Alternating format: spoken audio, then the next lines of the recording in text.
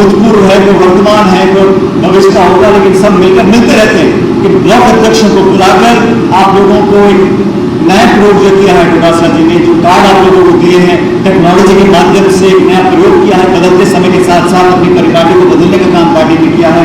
उसके लिए मैं आपको बहुत बहुत साधुवाद देता हूँ अध्यक्ष जी को। आप लोगों को एक कार्ड के माध्यम से, IT के माध्यम से जोड़ा गया है पूरी पार्टी की फंक्शनिंग के साथ, डेटा के साथ, निर्देश जो पार्टी के आते हैं उसके साथ। दोस्तों, ये चुनाव तो आ गए हैं, अब उल्टी गिनती चालू हो गई है। कोई कह रहा है 90 दिन, कोई कह रहा है 100 दिन, मैं तो कह रहा हूँ 0 दिन। ये सोच के चलो कि आज से चुनाव लागू हो गए, और आप लोग अगर इंतजार करोगे कि कब दिल्ली जयपुर से हम मोर्चा खोलने की बात करेंगे, कब आगाज होगा चुनाव अभियान का, कब औपचारिक फीता कटेगा, तो भूल जाओ। जिसको अपने क्षेत्र में अपना डंडा काटना है, आप घर जाके शुरू कर दो इस काम को, और सोचना मत। अभी टिकटों की बात कर रहे थे, अध्यक्ष जी बताएंगे, निनाल जी मौजूद हैं। दिल्ली की मीटिंग में खड़गे साहब ने, राहुल गांधी जी ने कह दिया कि हमारी कोशिश रहेगी कि सितंबर के पहले पखवाड़े में हम लोग टिकटों की घोषणा कर दें, ताकि ये जो दिल्ली तक जाना, बस्ता ढोना, 5-5 दिन होटल के कमरे कराना।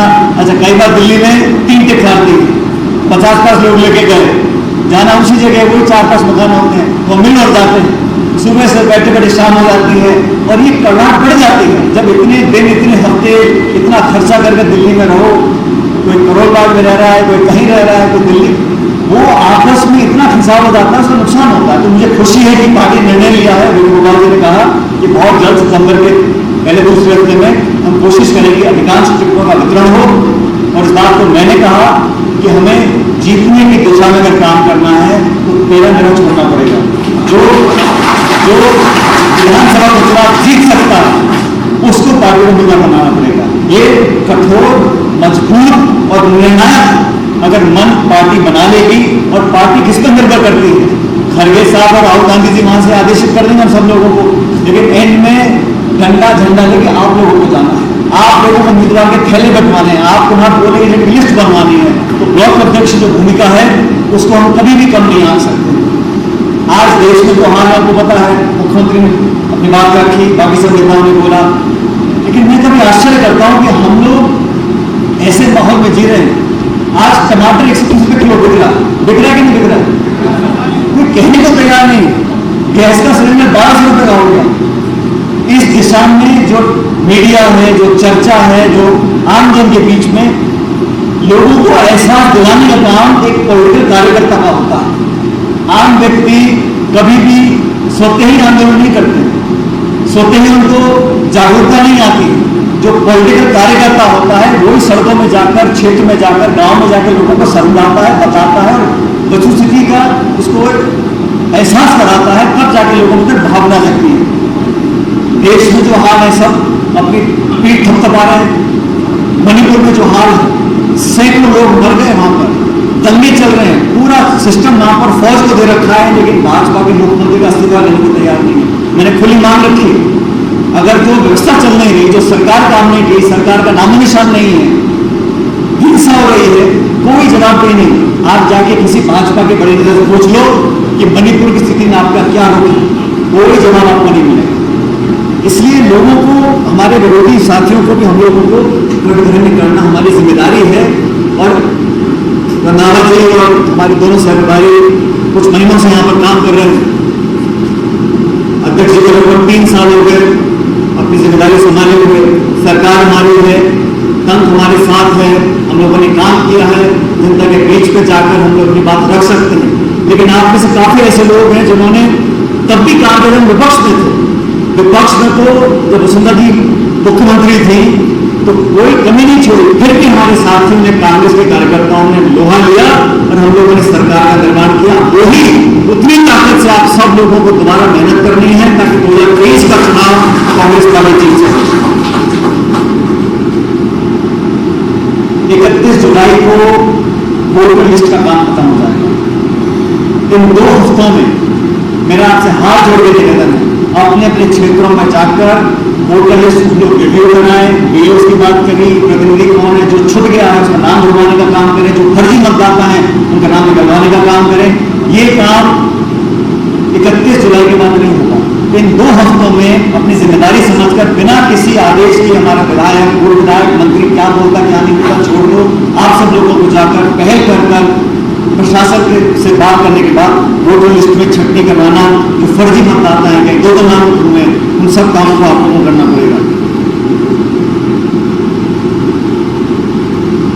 हमारी पार्टी में चुनाव हुए, मल्लिकार्जुन खड़गे साहब निर्वाचित अध्यक्ष कांग्रेस पार्टी के बने, और ये कोई छिपाने की बात नहीं है, लेकिन हमारी पार्टी में चुनाव हुआ या मतपेटी हुई, हम लोगों ने वोट डाला और एक राष्ट्रीय पार्टी का निर्वाचित अध्यक्ष जहां चुनाव हुआ हो और एक ऐसा व्यक्ति वो अध्यक्ष इसलिए नहीं बने कि वो दलित समुदाय से आते, उन्होंने अध्यक्ष का अपना पर्चा भरा और 55 साल तक सैकड़ों बार वो विधानसभा लोकसभा के चुनाव लड़े, जीते, मंत्री रहे, नेता प्रतिपक्ष रहे।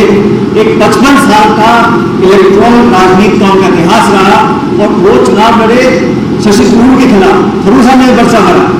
ऐसी कौन सी पॉलिटिकल पार्टी है जहां पर ऐसा होता हो? मैं पूछना चाहता हूं, नड्डा जी अध्यक्ष बने, किसने वोट डाला नड्डा जी? किसकी सहमति से बने? कब पर्चा भरा? कब चुनाव हुआ? बंद कमरे में 6 लोग बैठ के निर्णय लेते हैं। लेकिन हमारी पार्टी में कोई कितना भी उंगली उठाए, लेकिन एक लोकतंत्र जिंदा है। हमारे हर राज्य की राजधानी में मतपेटी लगी, हमने वोट डाला, कुछ वोट शशि थरूर जी को मिले, लेकिन भारी बहुमत से खड़गे साहब चुनाव जीते। और आज मुझे फख्र इस बात का है कि एक दलित समुदाय में पैदा होने वाला व्यक्ति आज भारतीय राष्ट्रीय कांग्रेस का निर्वाचित अध्यक्ष है। इस बात को मैं आपको इसलिए बता रहा हूं कि मैं चाहता हूं इस बात को आप लोग क्षेत्र में जाकर बोलो। हमें फख्र होना चाहिए कि हमारी पार्टी में चुनाव हुआ, चुनाव के बाद एक व्यक्ति को हमने जिम्मेदारी दी है और उनका आदेश है जो आज हम सब लोग बैठकर आपके बीच में अपनी पार्टी की जीत की आपसे गुजारिश कर रहे हैं।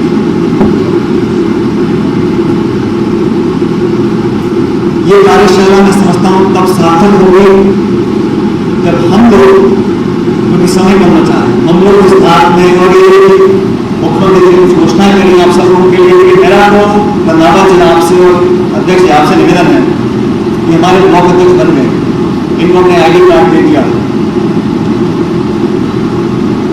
पद संगठन का है, सरकार हमारी, तो इनके जिले में जो प्रभारी मंत्री है वो जिले का मंत्री होगा, हर जिले मंत्री नहीं है, प्रभारी मंत्री होगा।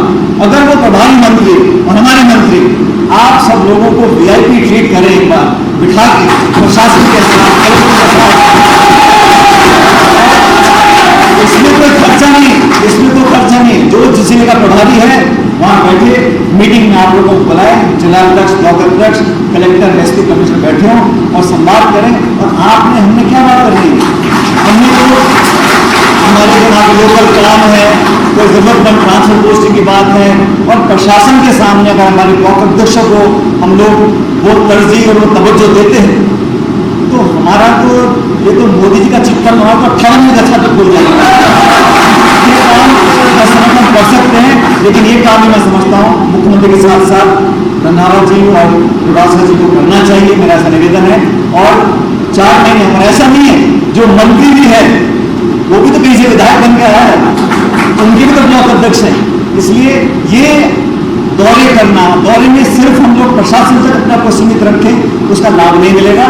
हमें पार्टी के वर्कर्स को, इकाई के अध्यक्ष को, जिला अध्यक्ष को, ब्लॉक अध्यक्ष को और आप लोग भी अध्यक्ष बनने के बाद जैसा प्रभाषा जी ने कहा तुरंत प्रभाव से अपनी कार्य समिति बना लीजिए, आपकी कमेटी बन जाएगी, आप लोगों को भी काम करने में आसानी मिलेगी। और ये पूरा जब स्ट्रक्चर तैयार हो जाएगा, हमारे पास कहने का तो बहुत कुछ है, हमारी सरकार द्वारा बन सकती है, लेकिन तभी बनेगी जब आप जितने हमारे 400 ब्लॉक अध्यक्ष निकल रहे हो आप सब लोग मन बना लो।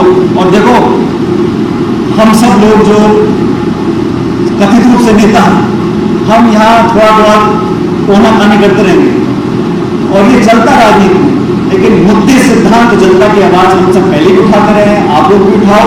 लेकिन आपकी जिम्मेदारी है इस कांग्रेस के तिरंगे के प्रति और कांग्रेस के सिद्धांतों को, कांग्रेस के नेतृत्व को और राहुल गांधी जी के साथ जो साजिशपूर्ण कार्रवाई हो रही है। 140 साल में इस कानून के तहत कभी किसी को 2 साल सजा नहीं मिली, डेफिमेशन के केस में पहली बार किसी को 2 साल की सजा, सदस्यता समाप्त और लगातार कोर्ट से हमारे को राहत नहीं मिल रही, तो ये अपने आप तो हो नहीं रहा। अब क्योंकि न्यायपालिका का मामला है, मैं कुछ बोलूंगा नहीं, लेकिन हम सब जानते हैं कि कौन ताकतें हैं जो इसको अंजाम देने में लगी हुई है। तो जब वो साहस से हमारे बीच लड़ रहे हैं, पदयात्राएं कर रहे हैं, संघर्ष कर रहे हैं, बड़ी बड़ी ताकतों मुकाबला कर रहे हैं, और सांप्रदायिक ताकतों को जवाब देने के लिए भी अध्यक्ष ने कमी नहीं छोड़ी है। प्रकाश जी ने हमेशा उनको मुंहतोड़ जवाब दिया, लेकिन जरूरत इस बात की है कि आप सब लोग अगर मिलकर आज संकल्प लेकर जाओगे, और हम सब लोग भी, हम भी सिर्फ यहाँ जयपुर में भाषण देने से पार नहीं पड़ेगी, हम सब भी जिलों में जाएंगे, क्षेत्र में जाएंगे, ब्लॉक में जाएंगे, और वो जमीन आपको तैयार करनी है। तो मैं इस मौके पर दोबारा धन्यवाद देता हूँ। और आप सभी जानते हो, राजस्थान के अंदर बहुत लंबे समय के बाद हमारे यहाँ पर परिवर्तन हुआ है। हमने नई पंचायतें बनाई हैं, पंचायत समितियां बनी हैं, नए जिले बन गए हैं। इसलिए लोगों को एहसास होना चाहिए कि कांग्रेस की जो सोच है वो गवर्नेंस की सोच है। हाँ, पार्टी के प्रति हमारा समर्पण है, और जो हमने मैनिफेस्टो में बातें रखी थी उनको पूरी तरह हम लोग लागू कर रहे हैं। मोहन प्रकाश जी यहाँ बैठे, मोहन प्रकाश जी के भाषण की तारीफ आज मुख्यमंत्री ने करी। मैं तो आपको बहुत बहुत मुबारकबाद देना चाहता हूँ कि आपने जो बातें दिल्ली में बोली थी उसका असर आज जयपुर में भाषण में देखने को मिला।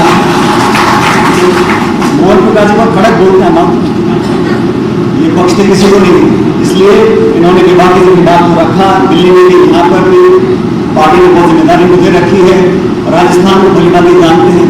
तो हम सब लोग, हमारी कोशिश रहेगी कि आने वाले 3-4 महीने में जो कुछ हमारे गैप्स रह गए हैं, जहाँ पर हमारी कमियां हैं, उसको पूरा करें। सरकार और संगठन मिलकर काम करें, और आप सब लोग भी खुले मन से जो भी कहना हो अपना रावत जी को, अध्यक्ष को बोलें।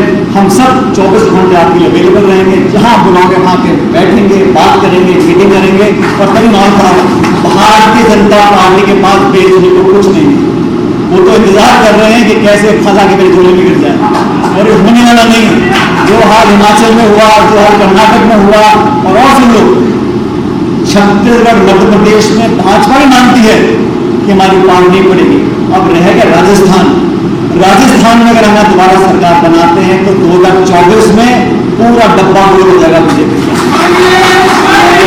मैं इसलिए बोल रहा हूँ, पूरे देश में क्षेत्रफल के आधार पर सबसे बड़ा राज्य राजस्थान है।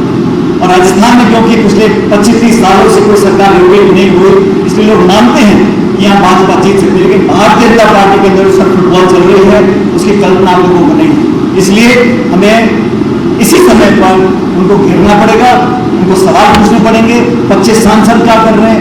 अब रोज कभी राजनाथ सिंह, कभी नितिन गडकरी, कभी नड्डा जी, कभी अमित शाह जी, कभी प्रधानमंत्री जी सांस ही नहीं ले रहे। अरे मैंने कहा अगर इतना तुम्हें अपने पर विश्वास था तो आए दिन सारे मोदी दिल्ली से क्यों आते हैं? यहाँ के नेता को नहीं पूछना भाई, यहाँ की कोई मीटिंग नहीं होती। तो हमने कहा हम तो खुद ही काफी हैं, और जब जरूरत पड़ेगी, जैसा अभी कहा गया, राहुल जी, प्रियंका जी, खड़गे जी, हम सब यहाँ पर आएंगे, आपके बीच में रहेंगे। लेकिन आप लोग हमारी ताकत हो। और आज मुझे इस मौके पर नावत जी ने, गुरदास जी ने निमंत्रित किया, मुझे अपनी बात बोलने का मौका मिला। और मैं आप लोगों को पुनः आश्वस्त करता हूँ कि आप अगर एकजुटता से काम करोगे, मेरा छोड़कर काम करोगे, तो निश्चित रूप से हम इतिहास रचेंगे और दिसंबर के महीने में सरकार कांग्रेस पार्टी बनाएंगे। आप सब लोगों का बहुत बहुत धन्यवाद। जय हिंद, राम राम।